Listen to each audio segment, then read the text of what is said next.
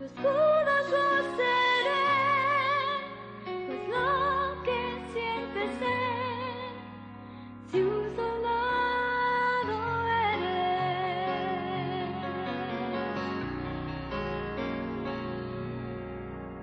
Cuando estés cansado. Hola, Sid Roth aquí. Bienvenido a mi mundo, que es naturalmente sobrenatural.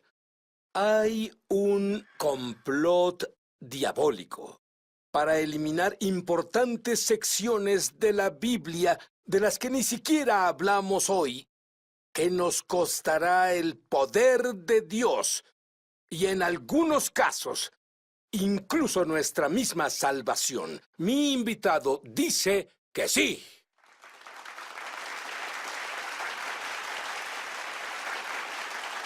Bert Farías, después de que te graduaste del colegio bíblico, tuviste un sueño asombroso con un efecto asombroso. Cuéntanos sobre eso. Sí, fue la noche de mi servicio de ordenación. Acababa de ser ordenado para el ministerio, intentaba dormir y no dejaba de oír palabras dentro de mí, girando dentro de mí. Me levanté, encendí la luz, escribí, me fui a dormir. Pasó varias veces. Era como si la voz no se callara y era una profecía larga sobre lo que llamo la profecía de la llama de fuego.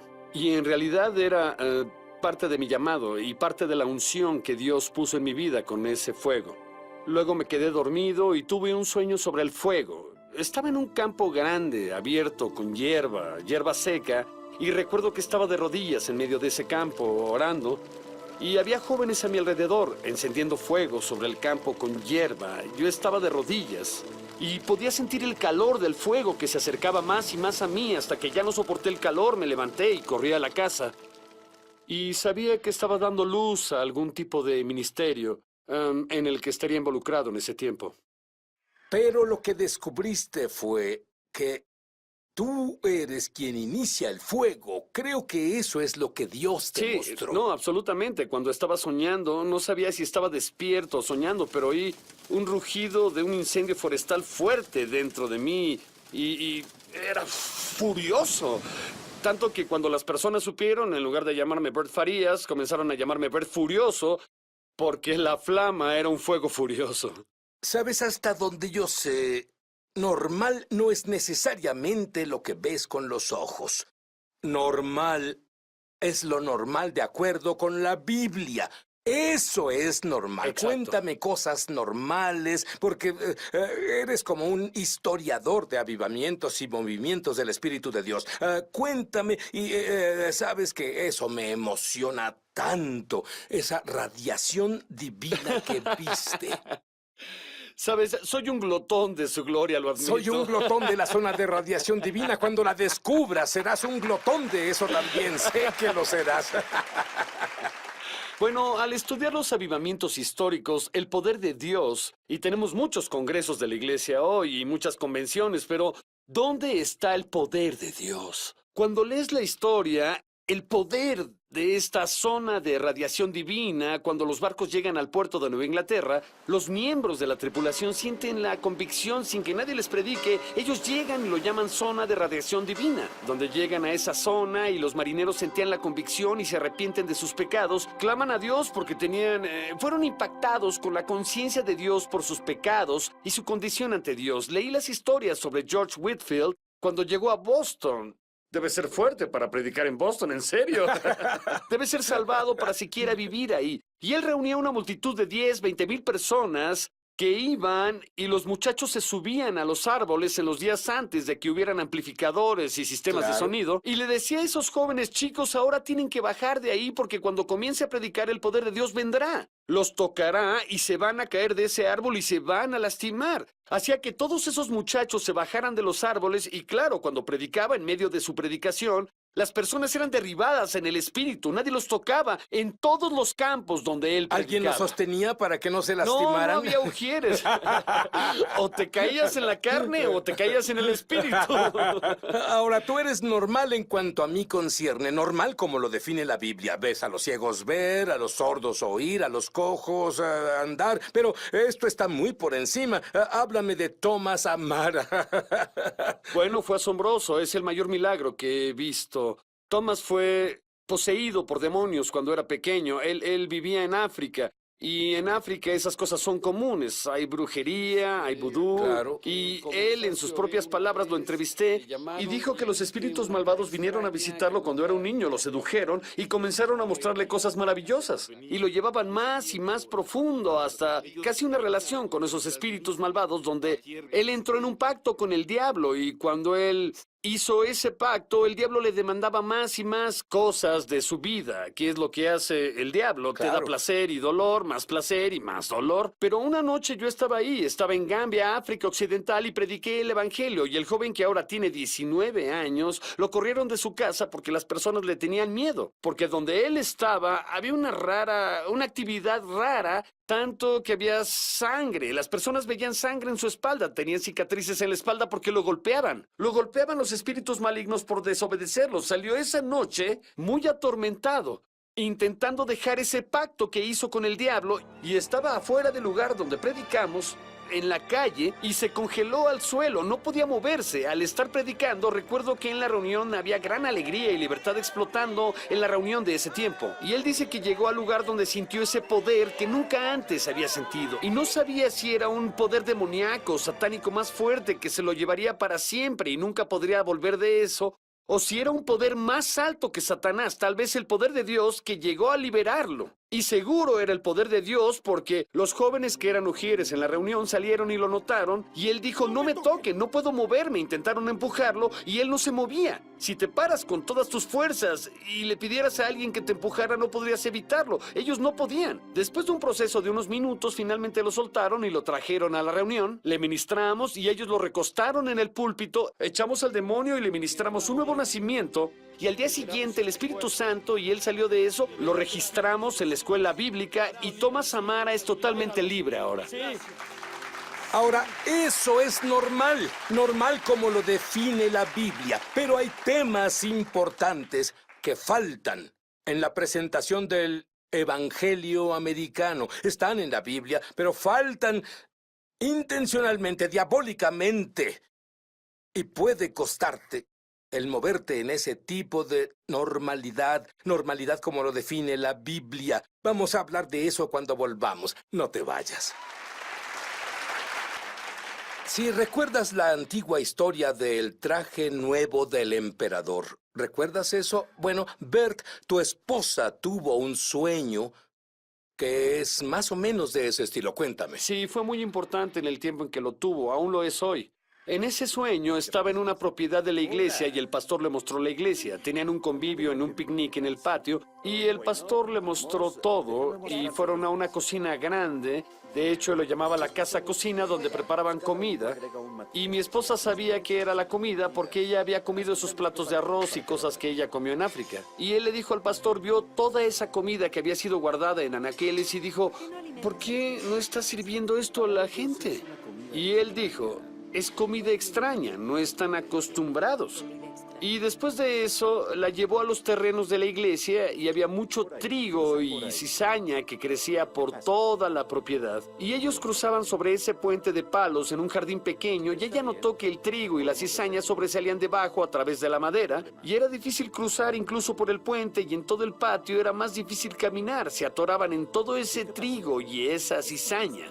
Y luego mi esposa estaba muy alterada después del sueño y le preguntó al Señor de qué se trataba y el Señor dijo, ese trigo y esa cizaña representan el pecado supurante, complacencia y error que ha entrado al cuerpo de Cristo por ciertas verdades y temas que no se han predicado.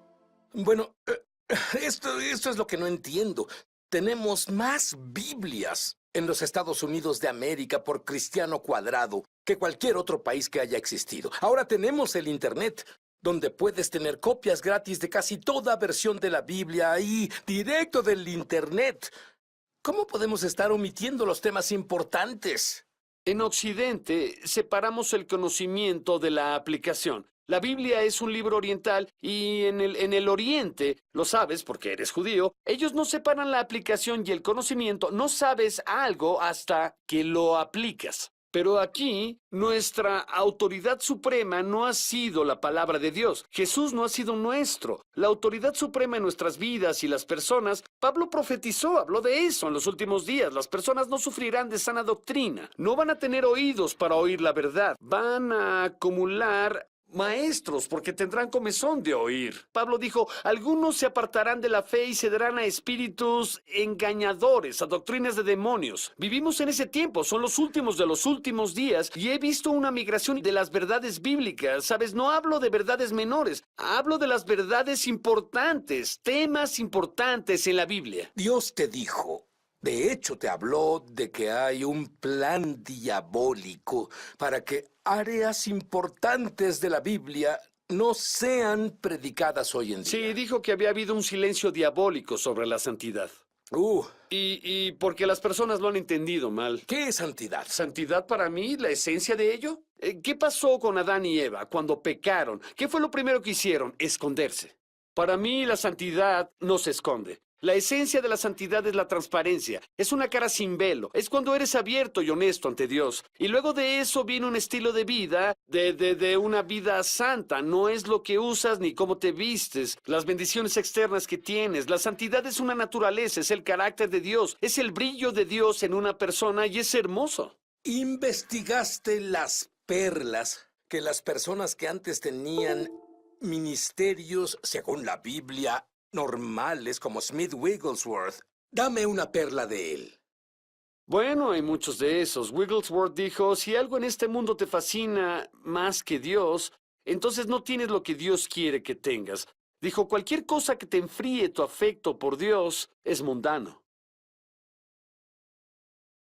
¿Cómo alguien que es una mezcla somos humanos?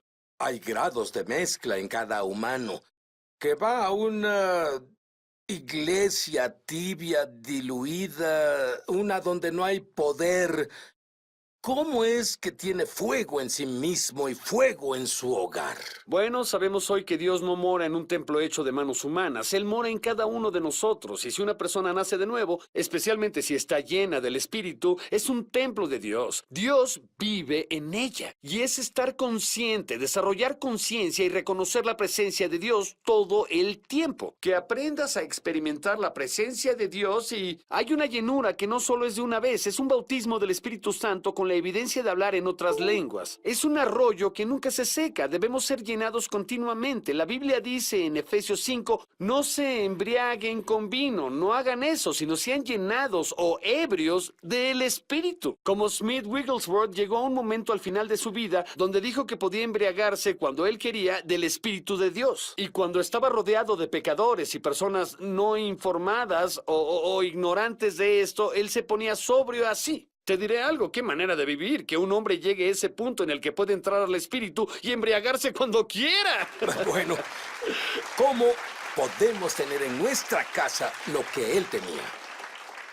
Viene al orar en el Espíritu Santo, viene al pasar tiempo en la palabra de Dios, como esos dos discípulos camino a Emaús. ¿Recuerdas después de la resurrección en Lucas 24? ¿Qué hizo que sus corazones ardieran? Dice, ¿qué nuestros corazones no ardían cuando nos habló la palabra de Dios, las escrituras por el camino? Es decir, fue una revelación de la palabra lo que hizo que sus corazones ardieran. Sabemos que la palabra de Dios es un todo. Dios es un fuego consumidor, pero la palabra es fuego. ¿Saben? Esos ejercicios espirituales, ser lleno del Espíritu Santo, orar en el Espíritu, meditar en la palabra de Dios, pasar tiempo con Jesús, necesitamos entregarnos a las frases inspiradas. No solo en lenguas, necesitamos hablar y cantar solos. La Biblia dice salmos, himnos y canciones espirituales. Claro. Es casi un arte perdido en la iglesia, no lo hacemos. Muchas cosas se pierden. Tienes que contarme sobre el padre Nash. Muchas personas Me nunca gusta su conocieron ese emoción. nombre. Nunca conocieron ese nombre.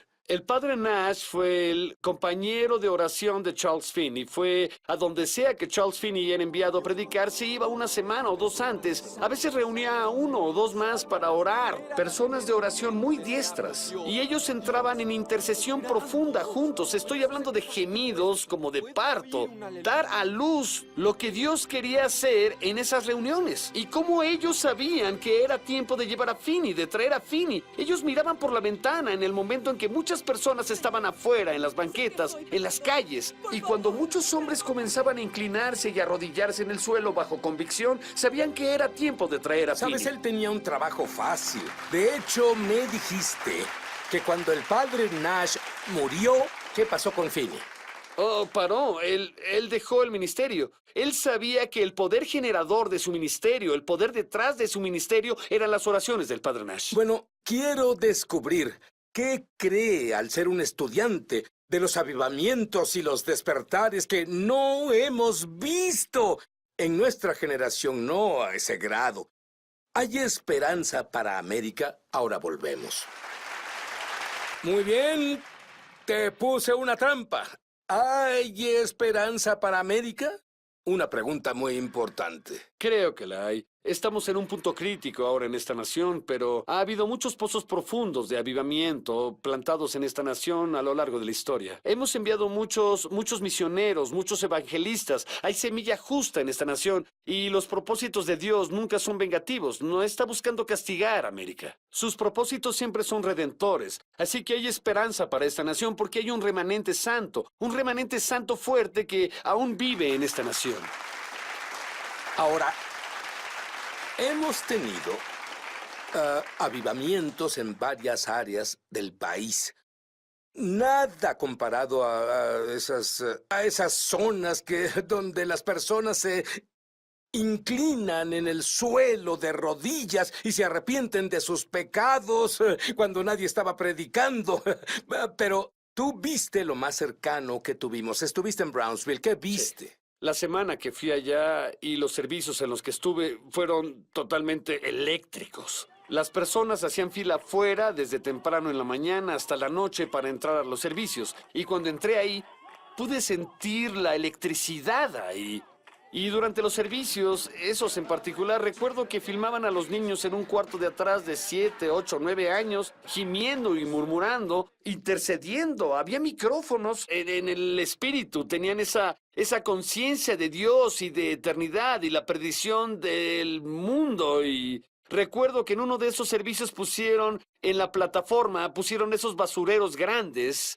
Y el evangelista estaba hablando de artículos de afecto que todos tenemos en nuestras vidas y él llamó al arrepentimiento. Fue un llamado fuerte para el arrepentimiento esa noche. Y las personas pasaron, personas que tenían adicciones, que estaban atados a eso, lo que él llamó diferentes artículos de afecto. Había de todo, desde parafernalia para drogas, cigarrillos, revistas pornográficas. Las personas pasaron con esa basura y la tiraron en esos basureros y tuvieron una fiesta de regocijo. Las personas se arrepentían, lloraban por sus pecados y eran liberados de todas esas adicciones. Y eso fue la semana que yo estuve. Había tremendos llamados al altar, cientos. Había lágrimas y mucho llanto y lágrimas seguidas de lágrimas de gran alegría y regocijo. Me dijiste durante el comercial que tú tienes una unción para orar por milagros y fuego. ¿Harías eso ahora? Sí. Padre, te agradezco ahora el Espíritu de Dios. No hay distancia en el Espíritu. Y ahora donde las personas nos vean en las ciudades, en las naciones aquí y en todo el mundo, gracias por tu fuego santo. Gracias, Padre, por una revelación de Jesucristo que fluye a través de esas naciones ahora. Y los sueños y visiones les son dados a muchos, los cuales les revelarán a Cristo y harán una explosión del fuego santo con el que los incendiarás incluso ahora. Y Padre, aquellos que están enfermos, los que tienen un malestar, atormentados, enfermedades crónicas, terminales, en nombre del Señor Jesucristo, libero ahora el poder y un poder de unción que va a los cuerpos de esas personas y veo a personas en camas de hospitales ahora que están viendo esto. En el nombre de Jesucristo, levántate de tu cama, levántate de tu lecho de muerte, sé libre de tu cáncer y de tu enfermedad terminal. En el nombre de Jesucristo, recibe el poder sanador y la unción de sanidad ahí en el cuerpo donde estás, a través de la transferencia del Espíritu de Dios ahora. En el nombre de Jesús, sé sano ahora, lisiados, sanen ahora. Los que no pueden oír y tal vez ven la televisión y tienen problemas con los oídos, en el nombre de Jesús, ábranse. Espíritus de sordera salgan en nombre de Jesús. Los que tienen problemas en los ojos, incluso ceguera, en el nombre de Jesús, que los ojos se abran, que la ceguera se vaya. Demonios, váyanse en el nombre de Jesús. Sé libre ahora de cualquier enfermedad enfermedad diabólica que empobrece tu vida. Ahora por el poder de Dios, para la gloria de Jesucristo. Amén. Te diré algo. Las coyunturas son sanadas ahora. Te diré algo. Hay gozo en el cielo por un pecador que se arrepiente. Sí. Tú dices, ese soy yo. Arrepiéntete de tus pecados. Tengo que decírtelo. No, ¿sabes lo que es? Dile a Jesús que lo sientes. Cree que la sangre de Jesús te da poder y te lava del pecado. Así que puedes caminar el camino que siempre quisiste. Haz a Jesús tu Señor. Sí. Y mira a los ángeles del cielo regocijarse por ti. ¿Sabes que te hablo a Sí. ti? Reconcíliate con Dios. Sí. Sí.